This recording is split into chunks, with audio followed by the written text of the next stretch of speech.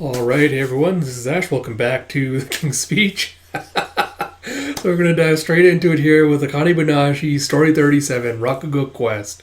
Before we get into that though, I will just want to preface this video by saying, if you enjoyed my content so far, please do consider commenting, subscribing, especially if you do commenting, or subscribing. If you push those little buttons, that really helps tell the YouTube algorithm that my videos are worth promoting, and it helps me reach a wider audience. So if you like my work and if you'd like to do that for me, that would be greatly appreciated, because in 2023 I would really like to grow this channel. So if you could help me with that, I would love and appreciate that a lot. So with that said, let's get into it with the Akane-Banashi Story 37 Rakugo Quest. I love this little cover page with the Dragon Quest reference. It's really cute, really love it. Of course, story by Yuki Suenaga, art by Takamasa Moe, with translation by Stephen Paul, lettering by Sneer Aron, and Rakugo supervision by Keiki Hayashiya. And you see later that night, as all the Zens are packing up and leaving, you have make sure you haven't forgotten anything. And Onun's like, so, this is the last time our little group will be working together. And Asagao's like, where's your next spot at, Karashi? He's like, I'm in Ikebukuro starting tomorrow. And you have Akane looking a little bit downtrodden, going, in the end, Karashi performed the opener in my place. This is bad. I need to expand my repertoire. And Asagao's like, got something weighing on your mind? It's like, if you don't know enough stories, you gotta learn more. And Onun's like, yep, slow and steady. He's like, come on, I didn't even say anything. And he's like, yeah, but it's written all over your face. It's saying I gotta learn more stories. Akane's like, ah. It's like, but hey, you've got lots of talent. I bet you'll pick them up in no time. It's like, well, see you around. And Onu just waves and goes, good job this week, so long. He's like, thank you very much. I hope to see you again. And as they're leaving, Karashi's silent for a second before he goes, hey, what stories do you know? She's like, huh?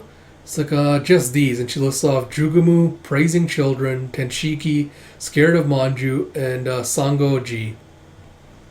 And Karashi just looks at her in amazement. He's like, oh, are you serious?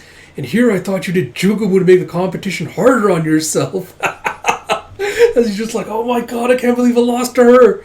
It's like, what's with that reaction? It's like, well, it's no wonder you ran into this problem. Do you realize the position you're in right now? She's like, I don't know. My calves feel a little swollen, but it's like, forget it. It's like, wait up. What did you mean by that? He's like, Rakugo's stories are divided up both tate vertically and yoko laterally. The tate scale is difficulty, specifically the difficulty of mastering the story. At the top are the 00 or neta. Those are the big epic stories that are long and complex. Only a shinichi can perform them as the main event, like Shibahama, the one that voice actor did. And the easiest at the bottom are the Zenza-banashi. Those stories are simple and easy to memorize. They're ideal for learning the basics of Rakugo. And almost all of your stories are Zenza-banashi. Since you're at a decently high level, one would assume you've already learned a ton of skills. And he thinks of playing the game with new level 36, Akane.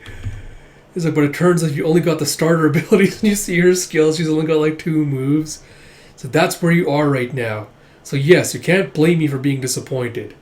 It's like, I won't mention that getting the reaction she did from starter skills is pretty extraordinary, though. She's like, I see. So what you're saying is, I should learn a bunch of hard stories right now. And he's getting mad. He's like, veins are popping. He's like, no, you moron. He's like, I shouldn't. And he flips open a notebook. He's like, in a full lineup, a Zenza can basically only perform Zenza-banashi. So you shouldn't be looking at the tate, but the yoko. I'm tired of answering each question you have, so I'll just explain it all right here, so even an idiot like you can understand. And you see this complex diagram. So you have Rakugo Temple.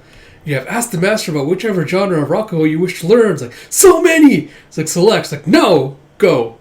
It's like, Tanuki Monkey.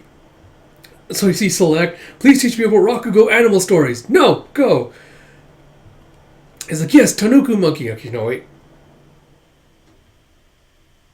Okay, no, it's just select, and then please teach me about Rakugo animal stories. Yes, Tanuki Monkey, rehearsal. It's like, pow, bad, lose a skill. Rehearsal, good, skill get. It's like story time arc, Rakugo quest. Like just like how an RPG has starter spells for each element, there are Zenza-Banashi stories in a variety of Rakugo genres. So you have long phrases, which is Jugumu, Tarachine, etc. Parroting, which is praising children, worth a drink, etc. Faking knowledge, which is Tenshiki, Yakan, Suru, etc. Free-for-alls, which is scared of manju, drinking party, end sounds, etc. So you're saying I should broaden my repertoire of Zenza-Banashi. That sounds tough. Who you learn them from is important too, right? It's like, exactly. People tend to think each apprentice is a perfect replica of their master's style. But in fact, Rakugoka learned from a wide selection of masters.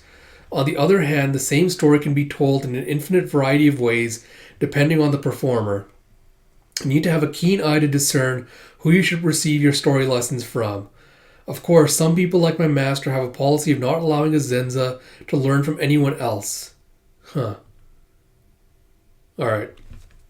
I think I understand something happened in the previous chapter now. So if you're going to take outside lessons, you should check with your master before. Kind of just like grinning. He's like, are you smiling? It's like, I'm just thinking how lucky I am to have you around, Karashi. He's like, huh? It's got to have been in big trouble if you hadn't been around to teach me all this stuff. He's like, thank you. It's like, I'm really grateful. And he's just like, cringe. Like, that's so mean. How could you say that? It's like, don't you care? I've already learned 10 different stories. I'm not going to sit around and be all buddy-buddy with you. It's just not any fun destroying someone who's not worth the trouble. Next time we meet, I'll be so far ahead of you, you'll have to acknowledge my superiority. It's like, we'll see about that. You see later she goes, talks to her teacher. God, why can I not remember his name?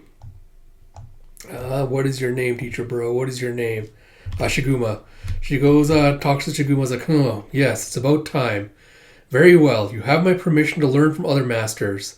And I was kind of looking surprised how easy it was. And he's like, what? Did you want me to be more protective? He's like, no, I didn't mean that. It's just my desire to make that man accept my dad's Rakugo is what drove me to be your apprentice and become Rakugoka. Even if this is what a Rakugoka is supposed to do. And he's like, you're worried that it doesn't align with your own goals? It's like, yes. It's like, Akane, are you familiar with the term shuhari? He's like, shu. Protect. You learn what your master teaches you and make it your own. Ha. Break. Learn from other school styles and philosophies to evolve the craft you learn from your master and break from its tradition. Ri. Depart. Elevate the art that you have refined and establish it as a style all its own. This is how all Rakugoka master their craft, and Shinto was no exception. If you keep learning from only me, you will get closer in style to me and Shinto. But it will only ever be a weaker imitation. If you don't learn to surpass us, then you'll never truly reach your goal. I've had you focus solely on Zenza-Banashi to train you on the fundamentals. But now it's time to move from Shu to Ha. You should leave my care and learn elsewhere. But don't worry, the last 7 years weren't for nothing. Learning from a different master won't diminish what I've taught you.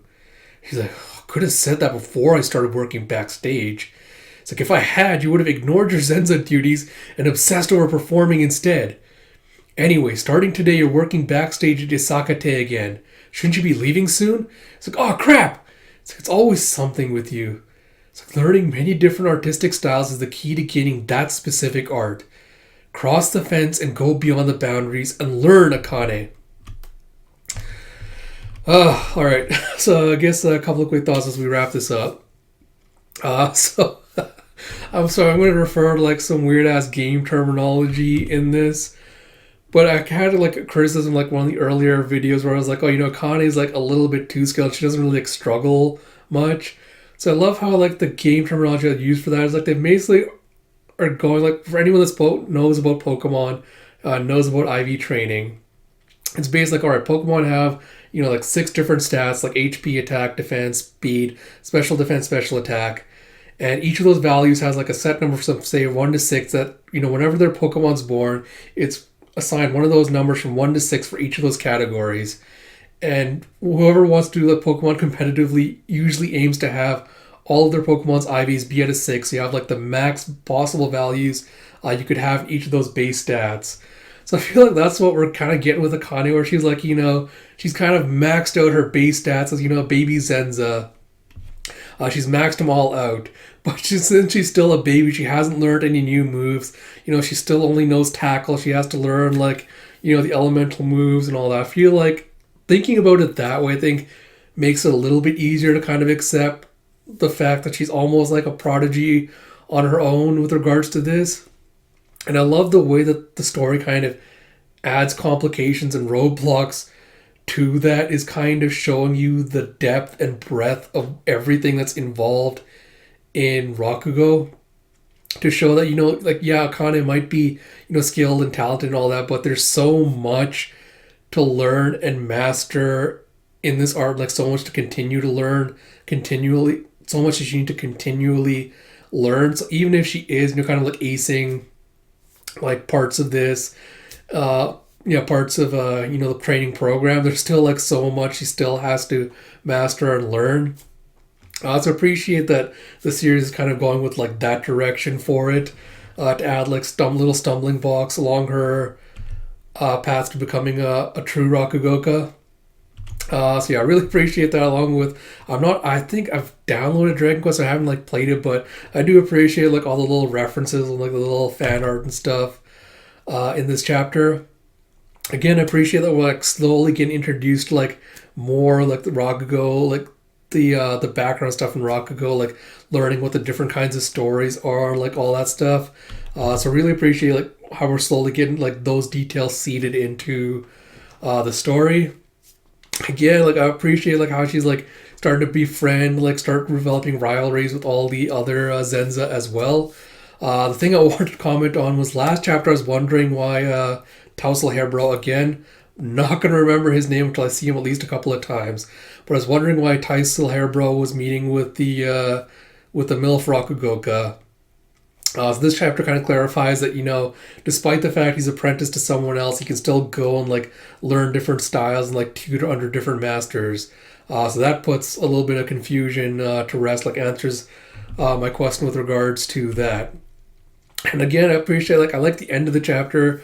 Again, it's kind of like what Uncle Iroh from Avatar was teaching Zuko, with how he's like, I got better at firebending by going and learning about other bending styles, learning their philosophies and kind of incorporating it into my own, so I could become a better, bender overall. And I feel like that's where we're getting with the Akane, where it's like, you have to develop your own style, but you're not going to develop a style by just trying to imitate, one person, one or two people. You have to kind of go and like learn what all the different styles are, what the techniques are, and incorporate those into your own until you create your own style. So again, I really appreciate that part of it. Looking forward to seeing like where Akane's going to end up, like who she's going to tutor under, stuff like that. But yeah, it should be good. So like I mentioned at the beginning, I will be caught up, or I don't know if I mentioned at the beginning of this one, but I will be caught up with Akane by next week. So I will be doing weekly reaction reviews for this series. So look forward to that. As always, if you like my content, please do like, comment, subscribe, all that good stuff. Like I mentioned at the beginning, I really want to try to be more consistent with channel content this year. So if you'd like to press those buttons, like, comment, subscribe, that really helps me push my videos with the algorithm and promote them to a wider audience. So if you enjoy my content and you wouldn't mind helping me out with that, that'd be greatly appreciated. And until next time, this is Ash. I'll talk to you all later.